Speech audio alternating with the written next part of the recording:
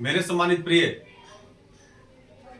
हमने ने पिछली वीडियो में ही कहा था कि अब हम अपने कार्यों को अंजाम देने के लिए अपना कार्य शुरू कर देंगे। और मुझे लगता है कि आज सबसे बेहतर अवसर था बसंत पंचमी का, तो मुझे लगा था कि इसी समय यहीं से आज अगर धुनी लगाते हैं तो ज्यादा बेहतर होगा। ऐसे भी कहा जाता है कि विद्या की देवी के स्वरूप के सामने अगर आप शुरू करते हैं, बाद में मैं आपको वीडियो का पूरा लोकेशन भी दिखाऊंगा। यहाँ पर पूजा अर्चना भी किया गया है, पूरा आस्था के साथ किया गया, हर एक चीज का बेहतर माहौल बन चुका है। और हम चाहते हैं कि आपको तो पता ही कि हम पढ़ाते नहीं है बल्कि हम धुनी रमाते हैं, और अब इस धुन में हम आने वाले हैं। तो आज ज्यादा डिस्कशन नहीं करेंगे, लेकिन हाँ एक चीज जरूर आपको सूचना दे दें कि जो प्रीलिम्स हो गया, प्रीलिम्स में आपका नंबर कितना आया, कितना आना चाहिए था, नहीं होना चाहिए, इस पर मंथन अब छोड़ दीजिएगा। आप आयरन गेट तोड़ करके अंदर आ चुके हैं और आपके प्रीलिम्स का कोई भी नंबर आपको मेंस में सहायक होने वाला नहीं है, आपको सपोर्ट करने वाला नहीं है।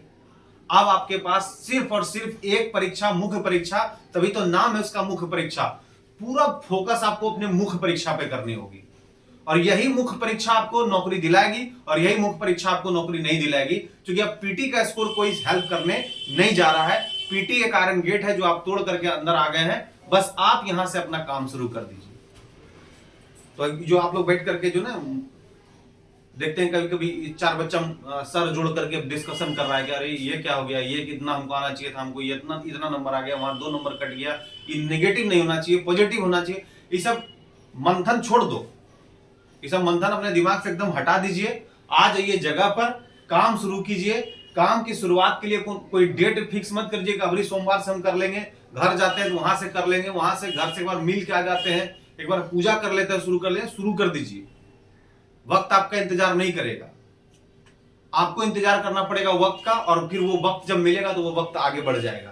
तो हमेशा याद रखिएगा कि वक्त किसी का इंतजार नहीं करता है, आपको उस वक्त का इंतजार करना पड़ेगा। और जब उस वक्त के इंतजार के रूबरू होइएगा, समानांतर होइएगा, तो वो वक्त आगे निकल जाता है। इसलिए पूरी तरह से तसल्ली होकर के, पूरे आत्मसात करके, पूरे मेंटल को कूल करके, एकदम हल्का करके, लाइट करके तैयारी मुख्य परीक्षा की शुरू कर दो। एकदम कहा जाता है कि मन को शांत करके, अपने पूरे चित्त को शांत करके पूरी तरह से इसमें रमिए। और मेंस कैसे नहीं होता हम देखते हैं, मेंस होगा, मेरिट में भी आओगे, लेकिन इसके लिए आपको स्ट्रेटजी बहुत अच्छा बनाना पड़ेगा। क्योंकि आपको पता है ना कि जितने बच्चों का चयन हुआ है उन सभी बच्चों का एक लेवल है, और उस लेवल में से आपको मुख्य परीक्षा में सर्वाइवल ऑफ द फिटेस्ट वाला काम करना पड़ेगा। यानी योग्यतम जो बच्चा होगा वही आगे बढ़ेगा। तो योग्यतम के लिए तो भाई कुछ स्ट्रेटजी तो लगाना पड़ेगा ना, कुछ उपाय तो लगाना पड़ेगा। नॉर्मल तुम भी रहोगे तो ये तो काम नहीं होगा। इसलिए हर हाल में आपको थोड़ा सा अपना एक बेहतर तरकीब निकालना पड़ेगा, एक बेहतर रणनीति को तय करना पड़ेगा, जिससे आप एकदम अंदर चले जाए और आपको मेरिट में कोई प्रॉब्लम ना हो। बाद में पता चला आपका फिजिकल भी क्वालिफाई कर लिया, मेरिट में दिक्कत हो जाता है। बहुत सारे बच्चों के साथ होता है, खासकर लड़कियों को। तो मैं जितनी लड़कियां क्वालिफाई की है, पीटी निकाल करके खुश मत हुई। अभी किसी न्यूज़पेपर में हमने देखा था कि न्यूज़पेपर वाला छाप रहे थे 3 बहनें दरोगा बन गई। अरे भाई, किसी चीज को चलाने का एक तरीका होता है। अभी 3 बहनें पीटी निकालिए, मेंस देगी, फिजिकल देगी, उसका मेरिट बनेगा, बहुत सारा चीज है। तो ये तो हम तंग आ चुके हैं प्रेस वाला सिस्टम से। किसी को पकड़ लिया, कोई आकर के लंबा लंबा चौड़ा दे रहा है, ये सब सिस्टम से, तो तंग वाली बात है। जानते हो पता है क्या क्या है कि परीक्षा निकालना जो है ना, सही माने में परीक्षा निकालना एक मतलब कह सकते हैं कि एक संयमित स्वरूप है, एक बैलेंस सेक्शन है, एक पेशेंस वाला चीज है।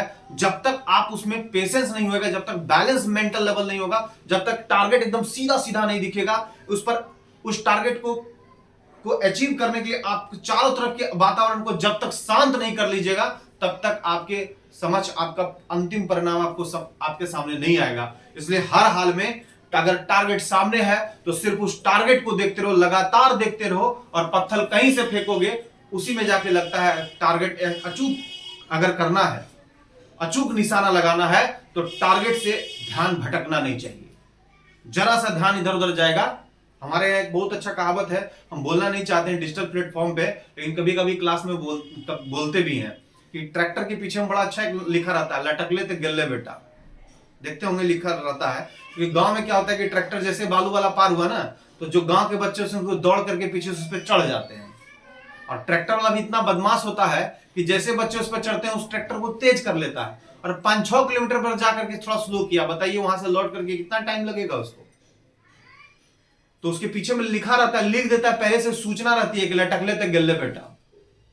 तो याद रखना है कि लटकना नहीं है।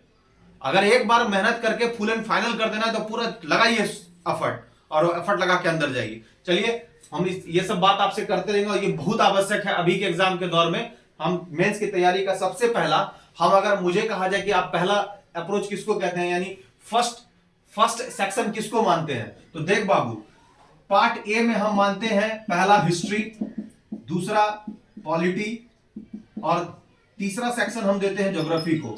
ज्योग्राफी में बेसिकली आपका जो अब मेंस में सवाल होगा वो पर्टिकुलर इंडियन का होगा, यानी भारतीय भूगोल से सवाल होगा। देख इस पर दिमाग लगाने की जरूरत नहीं है, इसका कंसेप्ट नहीं है, क्योंकि अगर ये पैरेलल क्वेश्चन पूछ रहा है तो मोस्ट ऑफ द कैंडिडेट जो है ना उसका हिस्ट्री पॉलिटी ज्योग्राफी करीब करीब सही होता है। देखो अंतर कहां बनेगा, अंतर पर हम बात करते हैं। ये हिस्ट्री का है ना, देखोगे कि बहुत सारे टीचर ना इतिहास फिर से पढ़ा रहा है। अरे एक ही इतिहास को कितना बार पढ़ाइएगा? जो इतिहास खत्म हो चुका है, एक बार पढ़ चुके हैं, एक बार कंसेप्ट क्लियर हो चुका है, इतिहास से सवाल आपका नहीं छूटेगा। पॉलिटी हमेशा फ्लैट सवाल पूछता है। क्या जरूरत है कि अब DPS directive principle of the state बदल जाएगा, फंडामेंटल राइट बदल जाएगा, ये सब बदलने वाला नहीं है। ये सब एकदम फ्लैट क्वेश्चन पूछेगा और बनेगा भी। ज्योग्राफी में इंडियन ज्योग्राफी चूंकि आपके पास एक लिमिटेड सिलेबस है, यहां पर अपने कार्यों को कर सकते हैं। अब देखो कहां आप अंतर बनाओगे, अंतर पर बात कर रहे हैं बाबू, अंतर पर ध्यान दीजिएगा। आप अंतर बनाइएगा बायो सेक्शन में, और बायो सेक्शन को एकदम बारीकी से पढ़ना पड़ेगा। ये सब सेल बायोलॉजी पढ़ते थे ना, mitochondria, lysosome, Golgi body, ribosome, ये सब सवाल नहीं पूछने जरा। विटामिन, ये न्यूट्रिशन का, कार्बोहाइड्रेट, प्रोटीन, मिनरल्स, ये सब सवाल नहीं पूछेगा। बायो के सेक्शन में जाएगा तो जाएगा फिजियोलॉजी के क्वेश्चन में, जाएगा एनाटॉमी के सेक्शन में, जाएगा प्लांट के सेक्शन में, और प्लांट का बहुत बेहतरीन सब सवाल पूछेगा। उसके पेरेन्काइमस टिश्यू के बारे में पूछेगा, कोलेनकाइमा के बारे में पूछेगा, स्क्लेरेनकाइमा के बारे में पूछेगा। तो आपको क्या करना पड़ेगा कि बायो के डेप्थ में आपको जाना पड़ेगा। आपको जानना पड़ेगा केल्विन साइकिल किसको बोलते हैं, आपको जानना पड़ेगा क्रैब साइकिल क्या होता है, आपको जानना पड़ेगा पूरा प्रोसेस की ग्लाइकोलाइसिस प्रोसेस में क्या क्या रिलीज होता है। अब बोलिएगा इतना कैसे जानेंगे सर, तो आपको करना पड़ेगा, क्योंकि बायो सेक्शन में अगर आप इतना अंदर जाके नहीं पढ़ते हैं तो बायो आपको झटका दे सकता है और 2 नंबर आपको कम आएगा तो 2000 रैंक पीछे चल जाओगे। तुमको लगता होगा दुए को गलती हुआ ना, दू गलती नहीं हुआ, तो 2000 पीछे चला गया है। इसलिए इस सेक्शन को बढ़िया करना है। और देख बायोलॉजी के साथ जोड़ करके इस बार एनवायरमेंटल साइंस का सवाल पूछेगा। इकोसिस्टम एकदम बेहतरीन होना चाहिए, आपको पता होना चाहिए इकोसिस्टम में क्या क्या सिस्टम है, पॉन्ड क्या क्या है, सी का क्या है, रिवर क्या क्या है, ये सारे चीजों का अब एक कोऑर्डिनेशन आपको तैयार करना पड़ेगा।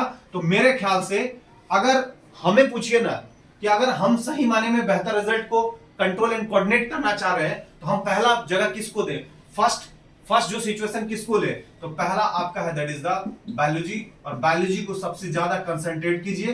दूसरे नंबर पर फिजिक्स पर काम कीजिए, और फिजिक्स में थोड़ा न्यूमेरिकल बेस्ड क्वेश्चन को बनाना सीखिए, क्योंकि जब न्यूमेरिकल बेस्ड क्वेश्चन बनाओगे तो एक फायदा ये होगा कि जब किसी न्यूमेरिकल बेस्ड क्वेश्चन को बनाते हैं तो उसके स्टेप में टूटता है, और जब टूटता है तो उसका डेफिनेशन भी टूटेगा, और वो चीजें हमें बहुत अच्छे तरीके से पता चल पाएगा। जैसे क्या है कि बच्चों को लगता है फिजिक्स में हम क्या करेंगे, कुछ घटना को पढ़ लेंगे, टोटल इंटरनल रिफ्लेक्शन का कौन कौन उदाहरण है, पूर्ण आंतरिक परावर्तन के कौन कौन उदाहरण है, अपवर्तन के कौन कौन उदाहरण है, प्रकाश के परावर्तन के कौन कौन उदाहरण है। अब उदाहरण पूछना बंद कर दिया है बाबू। अब पूछेगा मीडियम, कि डेंसर मीडियम से रेयर मीडियम में जाएगा, सघन माध्यम से अगर विरल माध्यम में जाएगा तो किधर झुकेगा, उस पर साइन आई का कंसेप्ट क्या है, उसमें जो एंगल चेंज होता है उसका क्या निरूपण होता है। लेकिन अब क्या क्या है, ऑप्टिक्स वाले चैप्टर में फिजिक्स से हट करके थोड़ा क्या क्या है वो जाकर के काम शुरू कर दिया मैग्नेटिज्म में, जाके काम शुरू कर दिया करंट इलेक्ट्रिसिटी में। आपसे पैरेलल का क्वेश्चन पूछेगा, समांतर क्रम में सजाइए, श्रेणी क्रम में सजाइए,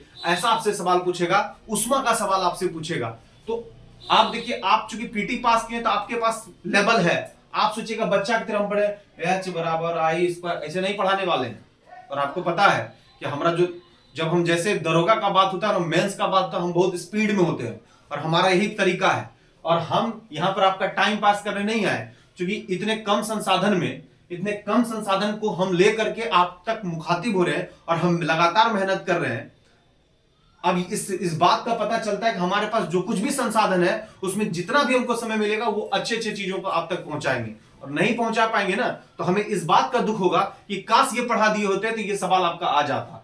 क्योंकि अब मेरे मन में हमारे खुद को प्रूव करने की जरूरत नहीं है। मेरे मन में ऐसा कोई विचार नहीं चल रहा है कि हम मेरे से ज्यादा बच्चे का अटेंशन हो। हमारे मन में सिर्फ और सिर्फ एक विचार हो कि जो कमान मेरे हाथ में है, जो चीज मेरे हाथ में है, जो सेनापतित्व का काम दिया गया मुझे, हम ऐसे सेना नायक बने जो जंग के मैदान में हमारे जो पीछे हमारे योद्धा लड़ने के लिए तैयार हैं, उन्हें किसी चीज का गम ना हो कि सर ने एक चीज छुपा लिया, ये कला बताते तो हम इस जीत जाते। तो आपके जीत में जितना भी एफर्ट लगाना होगा, आपकी जीत में जितना भी आगे हमें एफर्ट लगाना पड़ेगा, जितना तरकीब लगाना पड़ेगा, जितना रणनीति को तैयार करना पड़ेगा, हम बिल्कुल करेंगे। और उस कार्यों को हम आगे करके बहुत अच्छे तरीके से उन चीजों को एक बड़ा अच्छा एक प्लान तैयार करेंगे और उस प्लान से हम लोग उसको तोड़ने में कामयाब हो जाएंगे। बस याद रखिएगा कि जब भी किसी चीज की जीत होती है तो एक भरोसा करना होता है, और आप भरोसा कर सकते हैं क्योंकि आप हैं सुरक्षित हाथों में। अगर आपको हम अपने सुरक्षित सेफ हैंड में लेकर आते हैं, सुरक्षित सिस्टम में लेकर आते हैं, तो पक्का है कि आपकी जीत होगी। लेकिन एक ये चीज हमेशा ध्यान लगाना है कि खुद से ताकत नहीं लगाना होता है। थोड़ा सा एग्रेशन मेरे में आ जाता है, अलग बात है। मुझे चाहिए होता है कि हम थोड़ा सा एग्रेशन कम करें, लेकिन होता क्या कि जैसे इस बात को जब हम सोचते हैं ना, तो लगता है कि किसी चीज का एफर्ट तभी तक तैयार हो सकता है जब आप में थोड़ा जुनूनी आएगा, आप में थोड़ा पागलपन आएगा। अगर आपके व्यवहार से लोगों को लगता है कि आप में गलत चल रहा है ना, तो आप समझिए आप सफल हो रहे हैं। नहीं देखते हैं कि कोनो बच्चा सब जो है ना खाना बना रहा है तो पीरियोडिक टेबल रट रहा है, क्या पगला गया है क्या, काहे के लिए रट रहा है? तो इसका मतलब उसमें जुनूनियत आ चुका है। वो कह रहा है कि भाई हम जितना समय उस समय का सदुपयोग करके अपने कार्यों को अंजाम तक पहुंचाए, और आप पहुंचा सकते हैं। बहुत बड़ा काम नहीं है ये, ऐसा कोई बहुत बड़ा टफ टास्क नहीं है परीक्षा पास करना। हाँ, ये बात है कि आप थोड़ा ताकत लगाइएगा, आप थोड़ा वजूद के साथ काम कीजिएगा, थोड़ा मेंटल लेवल को एक्सरसाइज करा के काम कीजिएगा, एक अप्रोच के साथ कीजिएगा, तो पक्का आप सफल होंगे। तो आपके लिए हमने सबसे पहले कहा कि अगर सबसे पहले किसी चीज की शुरुआत करनी है, तो हम तो आपको सबसे पहला बात बता रहे हैं कि आपको हर हाल में साइंस का सेक्शन चुनना पड़ेगा, और साइंस के सेक्शन में बायो को दोनों एंगल से पढ़ना पड़ेगा। यानी प्लांट बायोलॉजी भी उतना ही अच्छा होना चाहिए जितना कि एनिमल बायोलॉजी आपका होना चाहिए, और इन दोनों का कंजुगेशन के लिए इकोसिस्टम का भी आपको बहुत अच्छा इंफॉर्मेशन होना चाहिए। आपका काम एकदम पक्का हो जाएगा। रही बात फिजिक्स का, तो फिजिक्स में ऑप्टिक्स टॉपिक्स के चक्कर में नहीं रहिएगा। करंट इलेक्ट्रिसिटी चैप्टर पर ज्यादा पकड़ कीजिए, मैग्नेटिज्म के सेक्शन को अच्छा से देखिए, उसके थोड़े न्यूमेरिकल बेस्ड क्वेश्चन को देखना शुरू कर दीजिए। साथ ही साथ कुछ मॉडर्न फिजिक्स के भी क्वेश्चन को आप अप्रोच कर सकते हैं। और रही बात की फिजिक्स से और अधिक सवाल कहां पूछे जाते हैं, तो याद रखिएगा कि वेवलेंथ और सिंपल हार्मोनिक मोशन का क्वेश्चन भी अच्छा पूछा जाता है, जिसका जो 2 pi root under L by G का जो कंसेप्ट आता है, उस पर भी देखिएगा कुछ पीरियोडिक टेबल को कंसर्न करके सवाल आपसे, सॉरी, आपका जो सिंपल हार्मोनिक मोशन का क्वेश्चन है उससे रिलेटेड करके आपसे क्वेश्चन पूछा जा सकता है। तो ऐसे सवालों पर आपको एफर्ट लगाना होगा। देखो केमिस्ट्री क्या है ना, केमिस्ट्री तो अपने आप में एक उलझन है।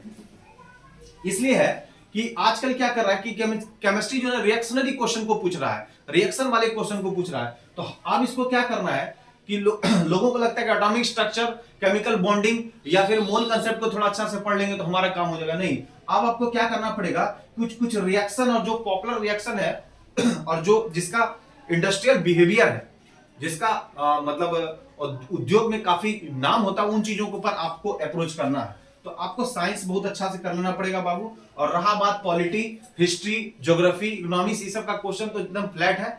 और अगर इकोनॉमिक्स को पढ़ना है तो इकोनॉमिक्स को थोड़ा इसको क्या करना पड़ेगा कि इसको करंट के साथ कोरिलेट करके पढ़ना पड़ेगा, तब आपका काम होगा।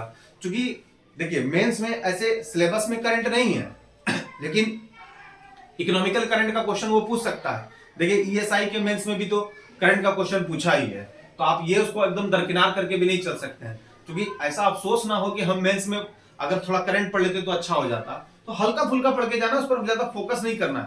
हाँ, जो वर्तमान परिवेश में जो चीजें चल रही है उस पर एकदम हम लोग फोकस करना है। रही किताबों की बात, बहुत सारे बच्चों का सवाल होता है सर कौन कौन किताब प्रीफर कर रहे हैं। तो देखो आपका एग्जामिनेशन ज्यादा अप्रैल के लास्ट वीक तक में आपके पास सारा संसाधन आ जाएगा। अप्रैल तक में आपका कहानी बनने वाला है, और अप्रैल में आपके पास कहानी बनने वाला है, तो निश्चित तौर पर आप अब बुक के थ्रू आप काम करना शुरू कीजिएगा तो आप तो पीटी निकालें तो निश्चित तौर पर सब कुछ तो पढ़े होंगे। हम तो कहेंगे कि जो कुछ भी पढ़े उसका एक बार रिवीजन फिर से लगा लीजिए। खासकर हिस्ट्री, ज्योग्राफी, इंडियन पॉलिटी जहां भी पढ़िएगा सामग्री एकदम बहुत अच्छा मिलता है। और ये जो कोई बोलते हैं कि एनसीईआरटी पढ़ना पड़ेगा, कोनो यूपीएससी का एग्जाम नहीं दे रहा है बच्चा, आईएएस का एग्जाम में नहीं बैठ रहा है कि असर्शन रीजन का क्वेश्चन पूछेगा। जिस किसी को पढ़िए ना, जैसे मान लीजिए कि आप इतिहास पढ़ रहे हैं तो इतिहास में 1920 से लेकर 1947 देश की आजादी तक जो कुछ भी आंदोलन को पढ़ रहे हैं उस आंदोलन का एक बार एमसीक्यू बना जाइए, काम हो जाएगा। उतना ज्यादा प्रेशर लेने की जरूरत नहीं है। और पॉलिटी क्या है, पॉलिटी एकदम हल्के अंदाज में पढ़िए। राष्ट्रपति पढ़ रहे हैं, प्रेसिडेंट पढ़ रहे हैं तो प्रेसिडेंट का लोकसभा से रिलेशन पढ़ लीजिए, प्रेसिडेंट का राज्यसभा से रिलेशन पढ़ लीजिए, प्रेसिडेंट का जो गवर्नर से कनेक्टिविटी उसका, प्रेसिडेंट का जो अधिकार है उस पर बात कर लेंगे, प्रेसिडेंट का जुडिशरी सेक्शन से क्या क्या कोऑर्डिनेशन है। तो प्रेसिडेंट को सेंटर में रखिए, सबके कोऑर्डिनेशन को जोड़ करके एक बार उसका पूरा एमसीक्यू बना लीजिए, काम आपका हो जाएगा। इंडियन ज्योग्राफी का बात है तो भारत का नक्शा अपने सामने रख करके भारत के भूगोल के हर एक चैप्टर पर आप लोग ध्यान दीजिए कि भाई भारत में किस नदी का क्या क्या क्रम, कैसे कैसे सिस्टम है, यहाँ मिट्टियों का क्या वितरण है, डिस्ट्रीब्यूशन ऑफ द सॉइल कैसा है, यहाँ पर पठार का वितरण कैसा है, यहाँ पर पर्वतों का वितरण कैसा है। उसके बाद यहाँ पर जो लोकेशन है, जो हमारे जो राज्य है जो दूसरे देश के साथ टच कर रहे हैं, या फिर वहां पर कुछ खास बात, वहां के प्रमुख झीलों को देख लीजिए, वहां के प्रमुख दर्रों पर बात कर लीजिए, वहां के प्रमुख जो है वो क्या कर सकते हैं, वहां पर जो जिन मिट्टियों में जिस चीज की उपज होती है उस पर बात कर लीजिए। वहां के मतलब कहने का मतलब है कि एक आपको एक सामान्य भौगोलिक वितरण में, एक जनरल ज्योग्राफी डिस्ट्रीब्यूशन में आपके पास एक बेहतर अप्रोच होना चाहिए। तो हमको लगता है कि इंडियन पॉलिटी, हिस्ट्री और ज्योग्राफी आपको नहीं करेगा। वैसे एक वीडियो में तो काम नहीं चलेगा, नेक्स्ट वीडियो में हम क्या करेंगे कि पर्टिकुलर हिस्ट्री में चैप्टर आपको बताएंगे, पर्टिकुलर ज्योग्राफी में आपको चैप्टर बताएंगे, पर्टिकुलर आपको पॉलिटी में चैप्टर बताएंगे। इस चैप्टर पर फोकस करना, सवाल पूछेगा, पूछता है, ये जाएगा एग्जामिनेशन हॉल में, तब पता चलेगा कि हमने इस बात को प्रेशर दिया था कि पूछता है। और हम क्लास में रहते तो बोलते हैं कि जितना टिक लगाना लगा लो, इस सवाल पूछने वाला है, हो सकता है आ गया है, हो सकता है 26 नंबर क्वेश्चन है। हम ऐसा इसलिए बोलते हैं ताकि बच्चों का मेंटल लेवल का कॉन्फिडेंस लेवल बहुत अच्छा हो जाए और उसको लगे कि हाँ सही माने में ऐसे सवाल पूछे जा सकते हैं। तो हम क्या कर रहे हैं कि पहला आज इसको पार्ट 1 मानिए। आज रणनीति का इसको मतलब मेंस की तैयारी कैसे करें इसको पार्ट 1 मानिए। चूंकि एक दिन में बहुत बात आपसे नहीं कर सकते हैं, हमें कम से कम 2 बार या 3 बार का वक्त दीजिए ताकि आपको हम एकदम पैरेलल कर ले और आप अपने काम को शुरू कर दें। हम हिस्ट्री में क्या करेंगे कि हिस्ट्री में पहले से ही लिख करके इसमें पर्टिकुलर चैप्टर पर और चैप्टर में जो पोर्शन होगा उस पर बात कर लेंगे। एंसेंट में कौन सा पोर्शन सही होगा, मेडावल में कौन सा पोर्शन होगा, मॉडर्न के किस किस पोर्शन पर ज्यादा ध्यान देना है, ऐसा कर लेंगे। पॉलिटी में कौन कौन पोर्शन सबसे इंपॉर्टेंट है, उसको किस तरीके से पढ़ना है उस पर बात कर लेंगे। ज्योग्राफी में कौन कौन से पोर्शन पर बात करना है उस पर बात कर लेंगे। लेकिन साइंस में हम पर्टिकुलर चैप्टर आप लोगों को दे देंगे, उस चैप्टर को एकदम ध्यान से पढ़ लीजिएगा। मेरे ख्याल से आप लोगों को कोई तकलीफ नहीं होने जा रही।